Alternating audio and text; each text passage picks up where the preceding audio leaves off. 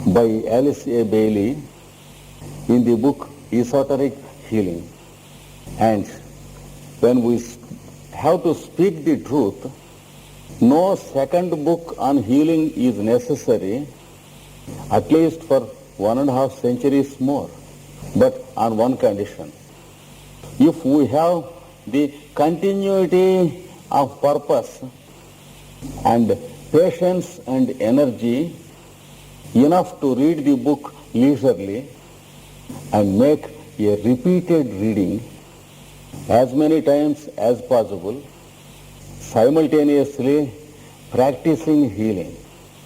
So a repeated study of the book with a practical application of the principle is required.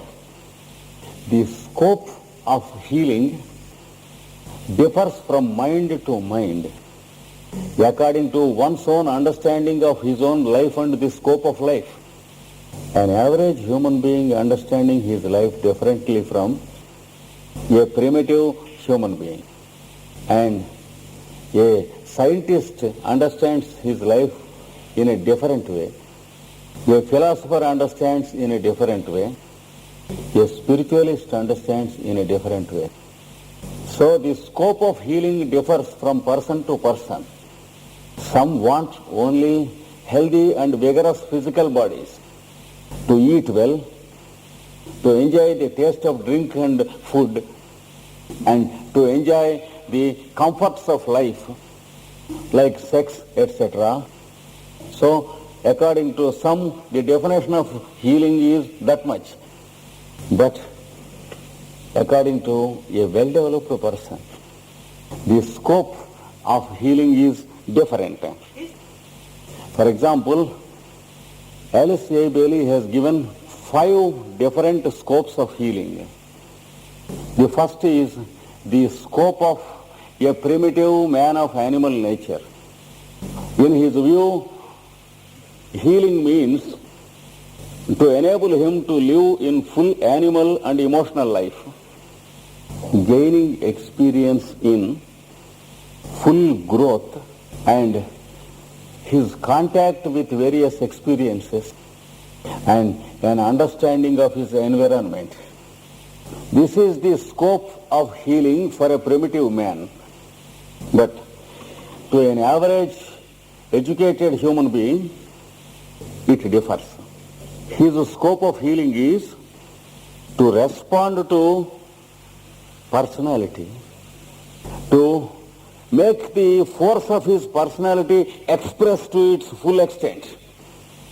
And his activity belongs to his solar plexus, that is strong likes and dislikes, having strong intellectual policies and approaches that can be vigorously enforced upon others. This is the scope of healing according to an educated average human being of the 20th century. Beyond this fellow, there is another human being who is called the aspirant of the modern age. That is, who is evolved enough to aspire for something nobler, to enter into the activity of service, that is human brotherhood and world goodwill. To such a fellow, healing means some other thing. That is, to transfer the forces from the lower centers to the higher centers. For example, we have 7 centers. The head center, the brow center, the throat center, the heart center, the navel center or solar plexus, the spleen center, and the base center or Mooladhara. These are the main energy centers. And to each one or two of these centers are more active than others, according to his degree of evolution and the plane of consciousness that is active. So, there should be a specifically scientific process which stimulates and activates the centers of energies and transfers the lower activity of the lower centers into the higher centers. A process which makes the head center more active than the base center. For example, this is the process. There are centers having conjugate foci. The three lower centers work as lower counterparts of the three higher centers. If we know how to activate the three higher centers, they predominate the lower centers, and there will be a mastery over our own living, a mastery of consciousness over energy and matter, a mastery of intelligences over forces, and the fourth center, which corresponds to the will and love, that is the activity of the first and the second rays. It works as the fulcrum center because the activity of the first center, head center, has come and joined the heart center. In the language of the Tibetan's works, the fellows of the Shambhala are in regular contact with the hierarchy. The circuit is complete and the healing is done in an ideal way.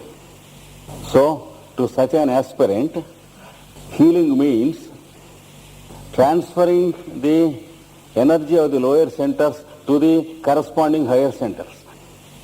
And after some years or decades, the aspirant becomes a disciple, provided he is going in right direction. And then his scope of healing differs. He has a bigger scope. According to him, healing means promoting the control over centers through three processes. One, stimulating the centers, that is energy centers, and then eliminating impurities of those centers. That is the second process. The third process is transmitting consciousness through these centers. That is what is called the process of stabilizing the centers. So the process of healing must first gives a stimulation to the centers, a safe and steady process of stimulation.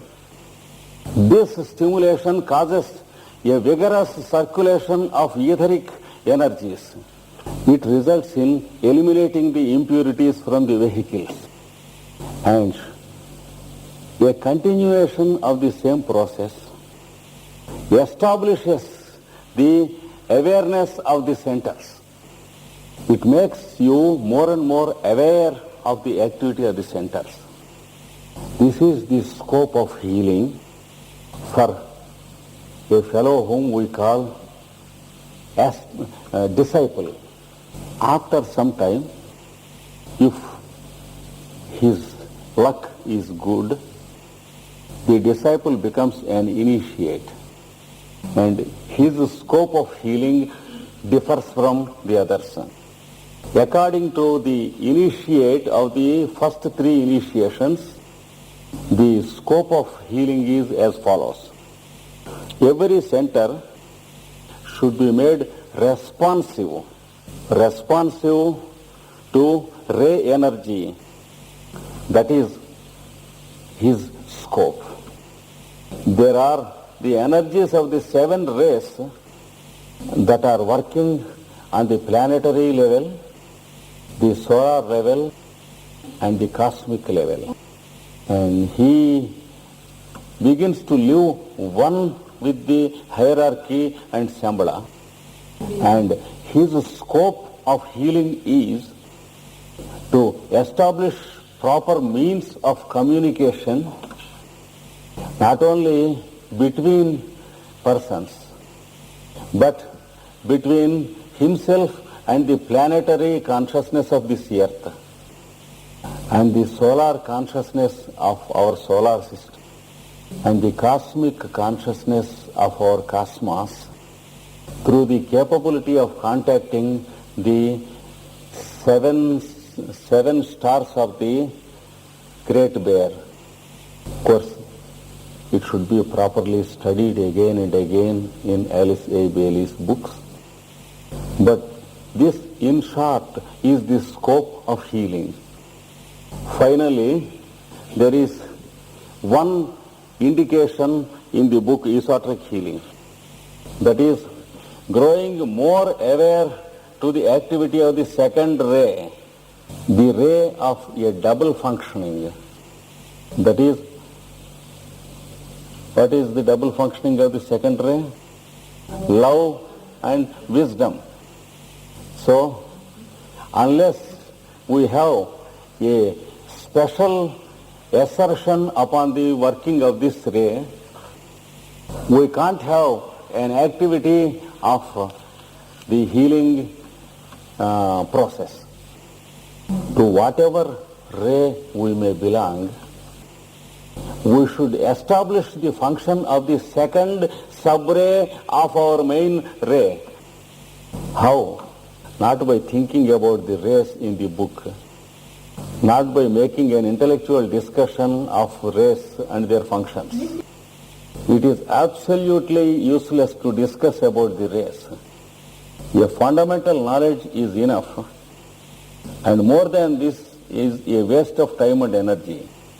Stimulation of the ray activity can be done only in terms of our service to others. And there is no exception to this law.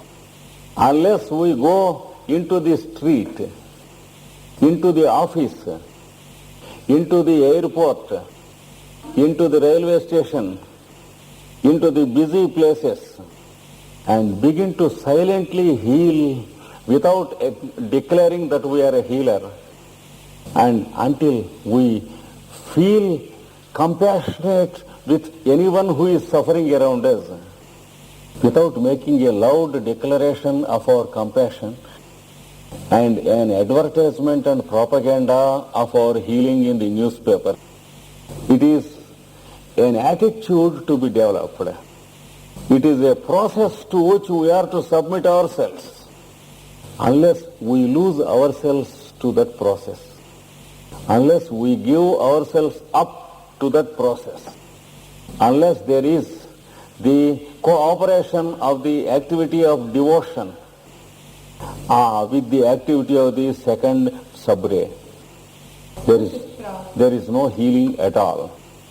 When you talk to others, when you look others, when you smile to others, when you engage others in humorous conversation, when you play jokes with others, you should be able to contact others with your soul, through your heart, via your intellect, through the vehicle of sound.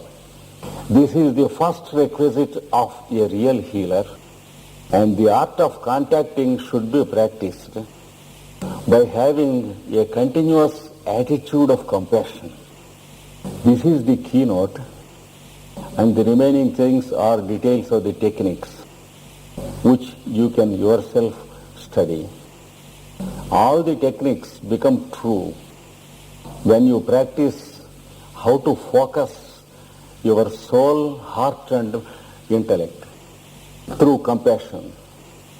And all these scientific techniques becomes utterly false and useless when this current is not flowing through the wires of the electric wires in our house. For example, if the electric current to our house is cut off outside, what's the use of having many scientific instruments like this in our house? So unless there is the contact through compassion, all the wonderfully scientific theories become totally false. So let us make the theories true and find out the truth of healing and taste and experience the pleasure of healing. Thank you all.